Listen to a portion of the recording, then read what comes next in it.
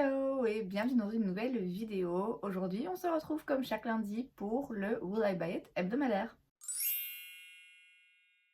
Je vous rappelle le principe, chaque semaine, je me rends donc sur certaines pages Instagram pour aller découvrir un petit peu les nouveautés, les dernières annonces et sorties en termes de make-up, skincare, beauté de manière générale et je vous donne mon avis. On commence avec la page Instagram de Trendmood et la première chose que je vois ici, c'est un nouveau mascara chez Maybelline.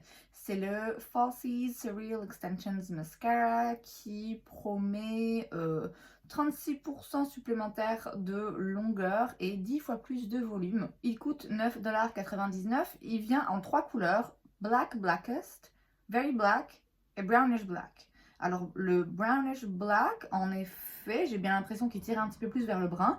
Après, je vous avoue qu'entre le Black Blackest et Very Black, lequel est le plus noir? Bonne question. 10 € pour un mascara, c'est clairement pas du vol. Il y en a chez Maybelline qui ont très bonne réputation. Moi, j'avais beaucoup aimé le Sky High. Après, je vais avouer que j'en ai pas testé 10 000 non plus. Maintenant, clairement, moi j'ai toujours en tête les mascaras d'essence. J'en ai un d'ailleurs aujourd'hui qui coûte 3 € et qui sont absolument formidables. Mais enfin, voilà, pourquoi pas, je serais curieuse de voir ce que ça donne, éventuellement de tester. Affaire à suivre. On a ensuite des nouveaux pinceaux chez Sigma. Il s'agit d'une collaboration avec Kristen Dominique. Je vois pas le prix ici. Les pinceaux Sigma, ils sont pas donnés, il faut bien l'avouer. Je dois aussi avouer que personnellement, je trouve que ça vaut le coup. J'en ai quelques-uns maintenant et c'est vrai que je les aime beaucoup. Ici, c'est un joli packaging puisque les poils sont toujours blanc-beige, mais le manche est un rose poudré comme ça, très joli. Maintenant, très sincèrement, je ne payerais pas plus juste pour avoir un packaging différent de pinceaux. Très sincèrement, ce qui m'importe le plus, c'est la qualité du poil et la forme du pinceau.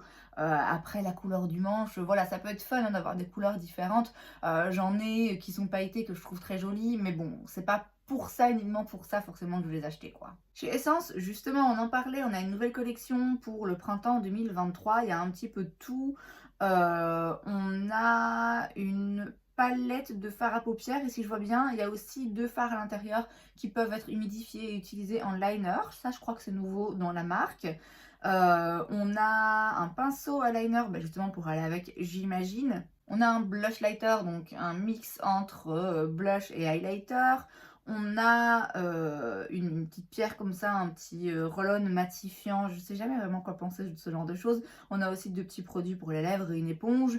Le tout pour pas cher. Je vois pas les prix, mais Essence, c'est vraiment très très très très bon marché.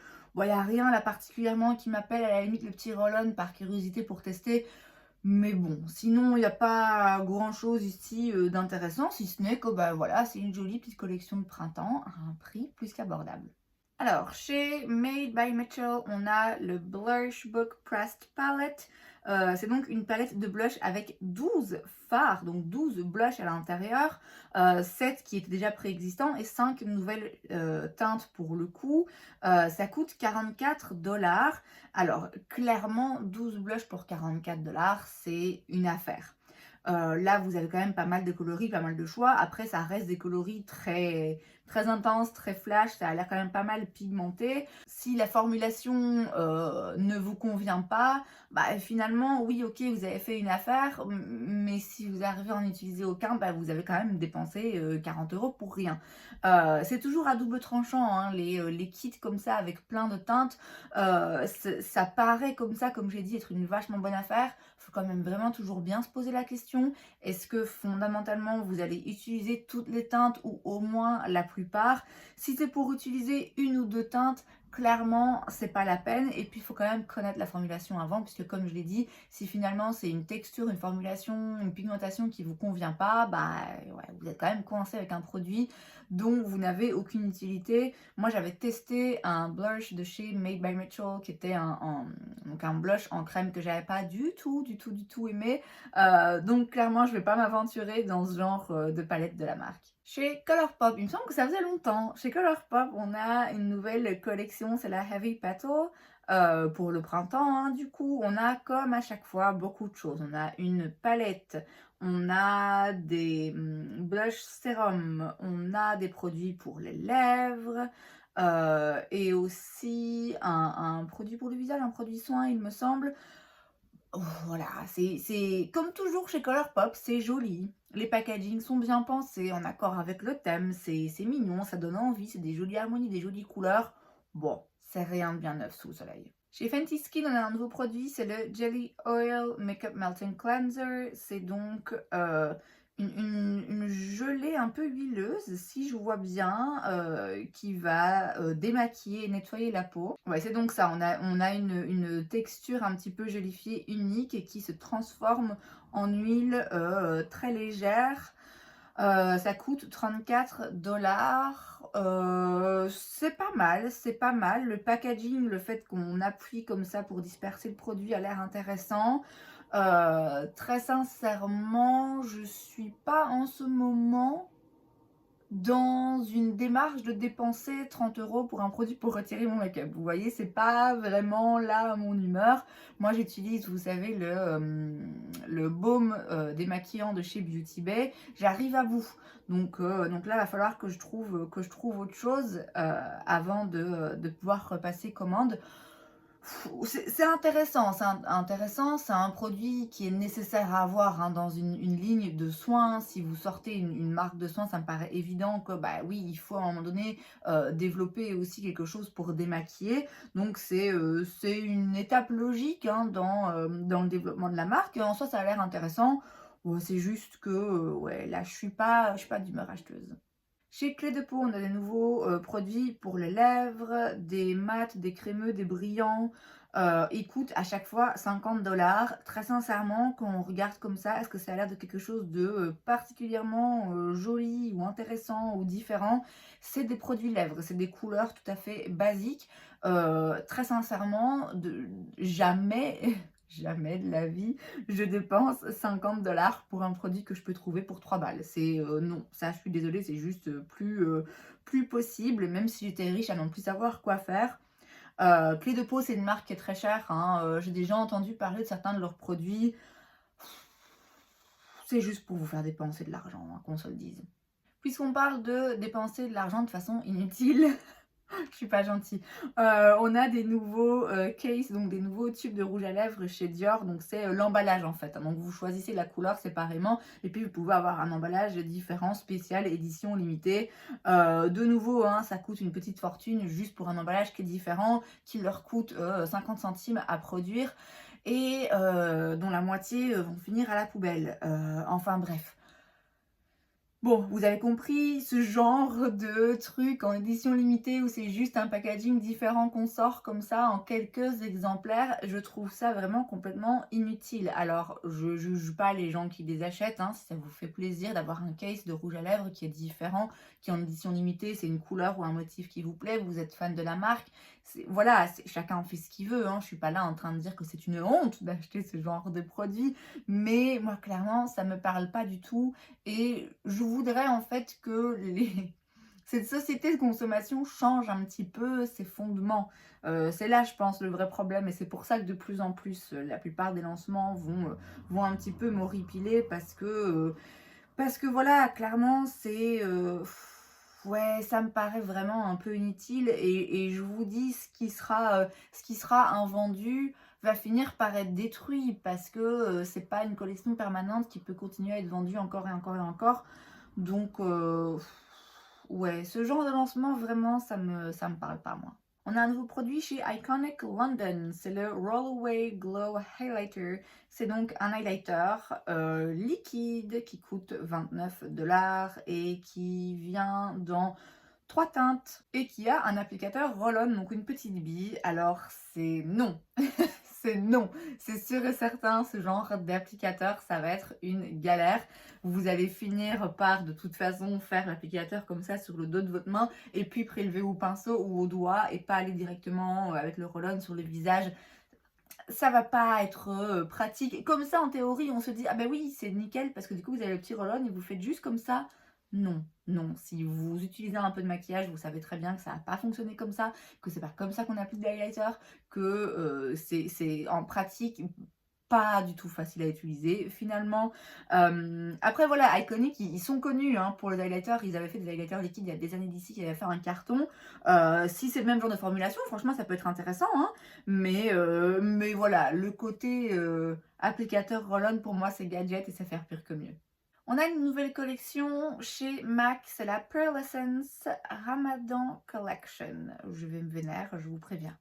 On a donc des produits pour certains préexistants, pour d'autres peut-être de nouvelles teintes, j'en sais trop rien. La petite palette là de fard à joues, enfin highlighter, fard à joues, bronzer, elle est peut-être bien en effet inédite. Si pas, il me semble que les couleurs de rouge à lèvres existent déjà. En tout cas, certaines, c'est sûr, existent déjà. Bref, c'est encore une fois une collection sans doute hybride, nouveaux produits, mais principalement des produits préexistants ou simplement on change le packaging. Je viens de vous expliquer une des raisons pour lesquelles ce genre de truc où juste on change le packaging, je trouve ça un petit peu inutile parce que c'est produire des choses différentes mais qui sont déjà préexistantes en sachant qu'on va devoir s'en débarrasser parce que ça a un packaging édition limitée, enfin bref, c'est un peu inutile. Je dois bien avouer ceci dit que le packaging est très joli, c'est vrai que c'est vraiment très joli. Maintenant, le cœur pour moi du problème, alors déjà, si on pouvait éviter de se servir de la religion pour vendre des produits, c'est complètement contre-intuitif. Enfin, ça ne c'est... Je suis un peu choquée, je vous cache pas, moi ça me choque un peu. Le ramadan, c'est clairement pas quelque chose qui doit être détourné et utilisé pour vendre des produits de maquillage. Enfin, ça n'a aucun sens. C'est quand même un mois qui doit être centré sur la réflexion, sur la prière, sur l'introspection, entre autres. Avec quoi tu viens, quoi? Pourquoi est-ce que tu essayes de te servir d'une religion pour vendre du rouge à lèvres hein, surtout d'un mois si particulier dans cette religion. Franchement, je trouve ça un peu choquant et je suis surprise que personne dise les gars, je... non en fait, non. Franchement, je suis pas d'accord. Je trouve pas ça correct du tout. Et même si, ouais, le packaging est très joli, franchement, trouvez un autre nom quoi. Trouvez un autre nom parce que non, on ne se sert pas de la religion pour vendre des produits. C'est hors de question. On a une nouvelle palette chez Too Faced, c'est la Italian Spritz Lake Como Cocktail Inspired Palette. Ouais, non. De base, Too Faced, je dois bien avouer que c'est pas du tout une marque qui me branche. Leur palette là, bah, ça ressemble toujours un petit peu. Non, voilà, non. Non, vraiment, ça me parle pas. J'ai rien à dire de négatif, hein. En soi, c'est pas que c'est moche, c'est juste pas intéressant. Chez Milk, on a un nouveau produit, c'est le Pore Eclipse Setting Spray. Il me semble qu'ils avaient déjà sorti récemment un primer matifiant avec le même genre de packaging. Peut-être que je me trompe, mais j'ai ça en tête. Et donc là, c'est un spray matifiant qui va aider aussi à la tenue du make-up, à flouter les pores, etc. Et à réduire du coup bah, la brillance. Ça peut me parler, hein, ça peut clairement me parler avec mon type de peau. Ouais, ça peut être intéressant, pourquoi pas. Chez Charlotte Tilbury, on a un nouveau produit pour le corps. Cette fois-ci, c'est la Magic Body Cream qui coûte 65$ pour 200 ml. Alors, autant c'est vrai que pour le skincare de mon visage, ça me dérange un petit peu moins d'acheter des produits chers. Et encore, franchement, pas ces derniers temps. Mais alors, pour le corps, ma crème pour le corps, c'est une Neutrogena. Déjà, celle-là, je crois que c'est genre 8-10€. Déjà là, ça me dérange un peu de dépenser autant d'argent pour une crème pour le corps. Mais alors, 65 balles, jamais de la vie. Oh, jamais de la vie. On a une nouvelle collection chez Shall We Makeup, que je ne connais pas, dont j'ai jamais entendu parler. C'est la Stray Birds Collection. On a donc plein de nouvelles teintes, comme ça je crois que c'est des monos hein, qui s'achètent donc individuellement. C'est ça, ouais. Il y a donc 12 nouveaux fards, c'est 18$ pièce, donc bon, c'est pas donné. Mais alors, c'est très beau, c'est très joli. Il y a vraiment quelques fards là, c'est des fards hyper pailletés, un peu duochrome, multichrome. C'est très joli ces genres de fards où on a juste envie de les regarder et de tremper ses doigts dedans et de regarder les pigments, les brillants, les paillettes, c'est très très beau. Je sais pas du tout où ça se trouve. Je pense pas que je dépenserais 18 $ pour juste un fard comme ça spécial parce que j'en ai déjà et je les utilise déjà pas assez. Donc même si c'est très joli, j'en suis pas à dépenser 20 balles pour juste regarder un fard, qu'on se le dise. Mais c'est beau, c'est vrai que c'est vraiment très très très beau. Alors, je vais parler d'une chose dont je parle d'habitude pas. Je le dis parce que, bah, apparemment, c'est le thème de cette vidéo. Je suis vénère, voilà, puisque Vanessa Hudgens va sortir une marque de produits cosmétiques, la marque No. On s'en fout, on s'en fout. Je veux dire, on s'en fout. Je comprends pas comment est-ce que ça fonctionne encore. Comment est-ce qu'il y a encore des gens qui vraiment se disent: ah ben tiens, j'aime cette actrice ou cette chanteuse, du coup je vais acheter sa crème hydratante parce que je lui fais confiance. Eh les gars, réveillez-vous, elles n'utilisent pas leurs produits, d'accord? C'est pas en utilisant les crèmes qu'elles vendent que vous allez leur ressembler. Il vous faut un chirurgien esthétique, ce n'est pas la même chose. Vous n'obtiendrez jamais les mêmes résultats qu'elles, ce n'est pas possible, et arrêtez de vouloir ressembler aux autres. Excusez-moi, je m'énerve. Je m'énerve, mais c'est parce que ça devient vraiment, vraiment épuisant, en fait, toutes les semaines, de voir toutes les célébrités possibles et imaginables sortir avec une marque de produits de beauté. C'est juste pour se faire de la thune. Et ce qui me sidère complètement, c'est que j'entends bien que ce monde fonctionne malheureusement à l'argent et qu'aujourd'hui, si vous voulez profiter de certaines choses de la vie, forcément il faut gagner de l'argent, forcément il faut participer à la société d'une façon ou d'une autre, voilà. Mais à un moment donné, en fait, t'en as assez, non? De combien d'argent vraiment t'as besoin? Enfin, je comprends pas, je comprends pas. Je veux pas ici faire non plus des leçons de vie ou des jugements de l'argent n'achète pas le bonheur et ces gens-là sont malheureux. Et je m'en fous en vrai de leur vie. Ça me dérange parce que ça contribue à la surproduction et donc la surpollution de cette foutue planète qui déjà a plus une longue durée de vie, et ça participe à la surconsommation de choses dont on n'a pas besoin. Et ça participe à l'endettement de personnes qui vont acheter des produits juste par attachement à une célébrité. Ça me dérange vraiment de plus en plus. Donc voilà, petit aparté, je le dis, ça me gonfle. On a des nouveaux produits chez Shiglam, c'est des produits pour les lèvres, c'est le Dynamatte Boom Long Lasting Matte Lipstick Collection. Ce sont donc des rouges à lèvres mat, pigmentés, longue tenue, etc., etc. Ils disent aussi confortable. Il y a pas mal de teintes, c'est 5,99 $ pardon, j'ai du mal. Donc voilà, au moins c'est pas cher. Bon, il n'y a rien, il n'y a pas de teinte en particulier qui m'appelle plus qu'une autre. Le packaging est mignon, c'est joli. Ouais, les rouges à lèvres, c'est bon, je crois que j'ai ce qu'il faut. Chez Catrice, on a une nouvelle collection. C'est une collaboration en fait avec Disney. Alors, il y a quelques mois d'ici, je sais pas si vous vous rappelez, j'avais poussé par un coup de gueule, mais j'avais dit quand même, je comprends pas Disney, qu'est-ce qu'ils font? Qu'est-ce qu'ils font? Parce qu'ils font des collaborations alors avec tout le monde. Et je trouvais que ça partait un peu dans tous les sens, qu'il n'y avait pas vraiment une ligne éditoriale bien claire, enfin, qui faisait des collaborations avec des marques qui coûtent des fortunes. Ils font des collaborations avec des marques vraiment pas chères, c'est le cas ici de Catrice, et parfois ça partait un petit peu dans tous les sens. Et je m'étais posé la question, mais bon sang, qui chez Disney s'occupe des collaborations et pourquoi est-ce qu'ils lâchent pas le make-up? Et c'est ma copine Sandrine qui m'avait expliqué qu'en fait ça marchait pas de cette façon-là. Ce qui se passe, c'est qu'il y a des licences et que n'importe quelle marque peut acheter une licence pour vendre des produits avec le cachet Disney et avec voilà, en collaboration avec Disney, qu'il faut juste que ça respecte certains critères. J'en sais pas beaucoup plus, je vous avoue, j'y connais pas grand chose. Mais donc voilà, en gros, Disney, ils s'en foutent de qui paye pour collaborer avec eux. Juste la thune, la thune, la thune.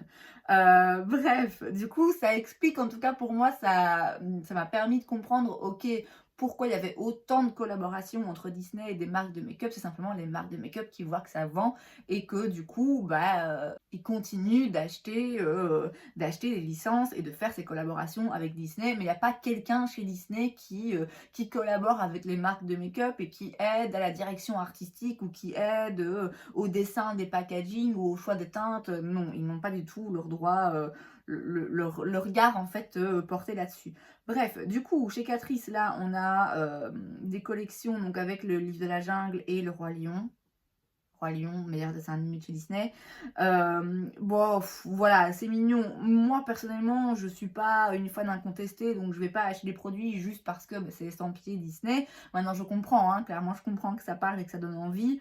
Il y a rien en particulier qui me fait vraiment envie, ni dans les palettes de fard à paupières, ni dans les palettes de teint. Il y a des petits blushs, là, le Roi Lion, qui sont jolis, ça a des jolies couleurs. À voir si je tombe sur quelque chose en magasin, mais bon, a priori, je suis pas plus intéressée que ça. Chez It Cosmetics, on a un nouvel anti-cerne, c'est le Bye Bye Dark Spots Concealer Plus Serum. On a donc une couvrance médium, de l'hydratation.